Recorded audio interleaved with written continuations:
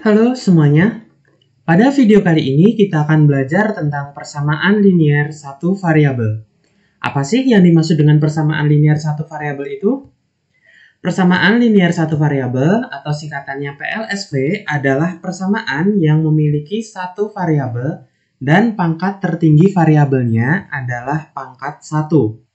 Nah, di sini ada kata-kata persamaan. Persamaan adalah kalimat terbuka yang dihubungkan dengan relasi tanda sama dengan. Tanda sama dengan seperti ini, kalian sudah tahu ya. Kemudian ada variabel. Variabel kita telah mempelajari di bentuk aljabar di materi sebelumnya.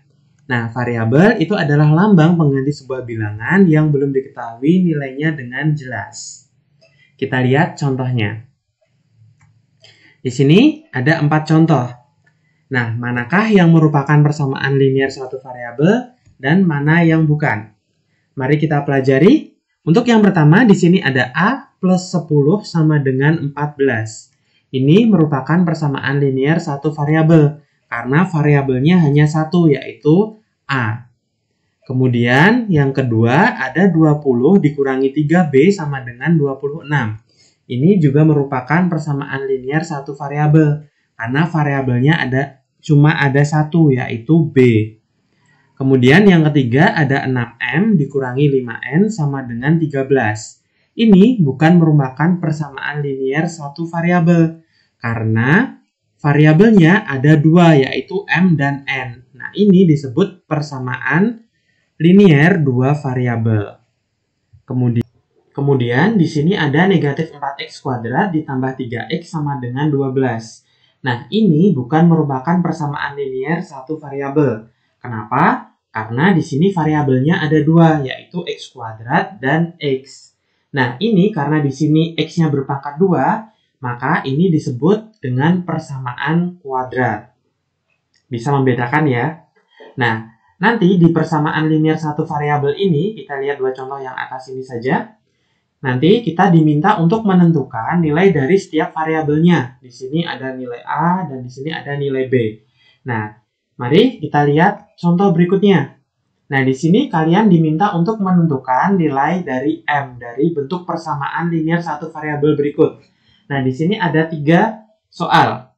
Yang pertama terlebih dahulu ada 6 ditambah dengan M sama dengan 10. Nah, M di sini berbentuk variabel, kita belum tahu nilainya berapa. Nah, kita diminta untuk mencari nilainya. Berarti ini artinya 6 ditambah berapa yang hasilnya adalah 10. Masih bisa kita tebak ya. M-nya sama dengan 4. Kemudian untuk contoh yang kedua, di sini ada 2M dikurangi 4 sama dengan 8. Artinya 2 dikali berapa dikurangi 4, hasilnya adalah 8. M-nya adalah 6. Kemudian yang terakhir ada M ditambah 100 sama dengan 150. Tentu kita lebih gampang untuk menentukannya. M-nya adalah 50. Nah, kemudian bagaimana kalau seperti ini? 350P dikurangi 878.500 sama dengan 1 juta. Nah, berapa nilai yang memenuhi? Apakah kita akan memasukkan P-nya 2, 3, 100, atau 1200, atau berapa? Nah, kalau kita memasukkannya dengan cara menebak-nebak seperti itu, akan lebih lama dalam menyelesaikannya. Nah, mari kita pelajari bagaimana cara penyelesaiannya agar lebih cepat. Nah, sekarang contohnya seperti ini. Tentukan penyelesaian dari persamaan linier satu variabel berikut. Yang pertama ada A plus 12 sama dengan 20. Nah, ini kalau kita tebak masih gampang. Tapi kita mulai dari bagaimana cara menghitungnya menurut penyelesaian dari PLSV ini. Pertama, kita tulis lagi contohnya. Di sini A plus 12 sama dengan 20. Nah, di sini ada A plus 12. Berarti A plus 12 kan tidak bisa dijumlahkan. Untuk itu, pindahkan bilangan yang tidak memuat variabel ke ruas kanan. Berarti plus 12 ini kita pindahkan ke sebelah kanan. Berarti kita tulis A sama dengan 20, kemudian 12 kita pindahkan ke kanan. Tapi dilihat dulu di sini. Apabila positif, pindah ruas berubah menjadi negatif. Tapi kalau negatif, pindah ruas berubah menjadi positif. Nah, karena di sini 12-nya positif, pindah ruas ke sebelah kanan menjadi negatif. Berarti 20 dikurangi 12, berarti A sama dengan 8. Kemudian, untuk contoh yang kedua, ada P dikurangi 24 sama dengan negatif 30. Kita jawab. Yang pertama, langkahnya sama seperti yang tadi. Pindahkan bilangan yang tidak memuat variabel ke ruas sebelah kanan.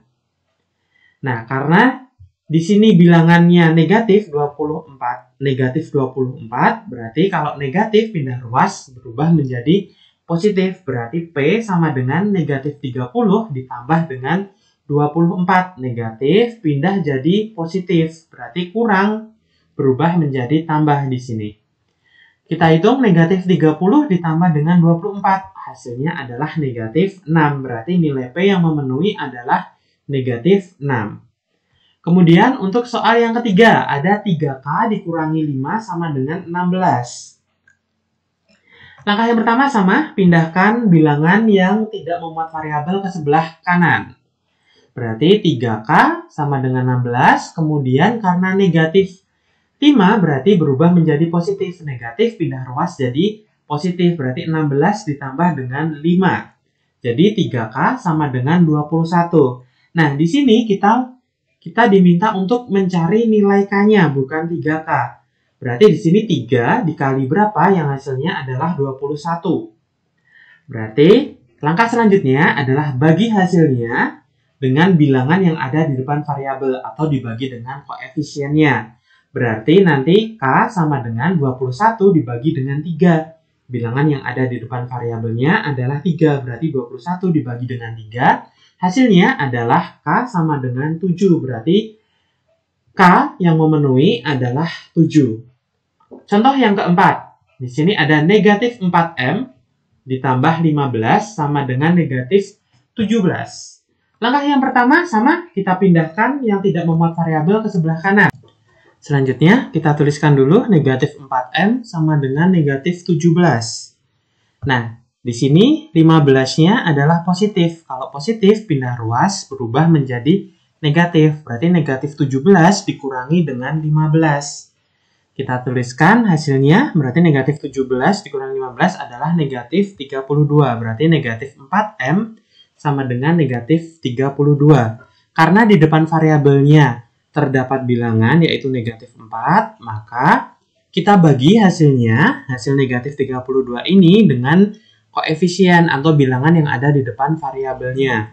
Di sini negatif 4. Nah, di sini negatif 4 pindah ruas kok tidak berubah jadi positif. Kenapa? Karena di sini pembagian.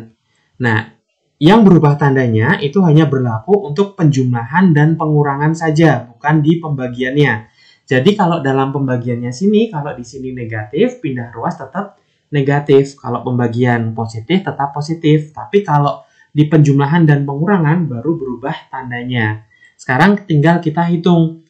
M sama dengan negatif 32 dibagi dengan negatif 4. Hasilnya adalah 8. Negatif dibagi negatif adalah positif. Berarti M-nya sama dengan positif 8. Kemudian, bagaimana kalau di ruas sebelah kiri dan ruas sebelah kanan terdapat variabel? Misalnya ini, 5N dikurangi 8 sama dengan 3N plus 12. Dan yang nomor 6, K dikurangi 8 sama dengan 2K dikurangi dengan 6. Apakah caranya sama atau tidak? Mari kita pelajari satu persatu. Untuk yang pertama, di sini ada 5N dikurangi 8 sama dengan 3N plus 12. Nah, langkahnya yaitu pindahkan bilangan yang memuat variabel ke ruas kiri, kemudian pindahkan bilangan yang tidak memuat variabel ke ruas yang sebelah kanan. Nah, ini kita kelompokkan, artinya kita harus mengelompokkan suku-suku yang sejenis. Yang ada variabelnya di sini 5N dengan 3N. Kita kelompokkan di sebelah kiri. Berarti di sini 5N tetap, kemudian 3N. 3N di sini bernilai positif. Kalau positif, pindah ruas ke sebelah kiri akan berubah menjadi negatif. Berarti di sini jadi negatif 3N. Kemudian sama dengan kita kelompokkan bilangan yang tidak memuat variabel. Yang tidak memuat variabel di sebelah kanan tadi ada 12, karena 3N-nya sudah pindah, berarti kita tulis 12-nya terlebih dahulu. Kemudian di sini ada negatif 8. Negatif 8 pindah ruas ke sebelah kanan berubah menjadi positif 8. Nah, sekarang tinggal kita hitung saja. 5N dikurangi dengan 3N hasilnya adalah 2N. Kemudian 12 ditambah 8 hasilnya adalah 20. Jadi nilai N sama dengan 20 dibagi dengan 2, N sama dengan 10.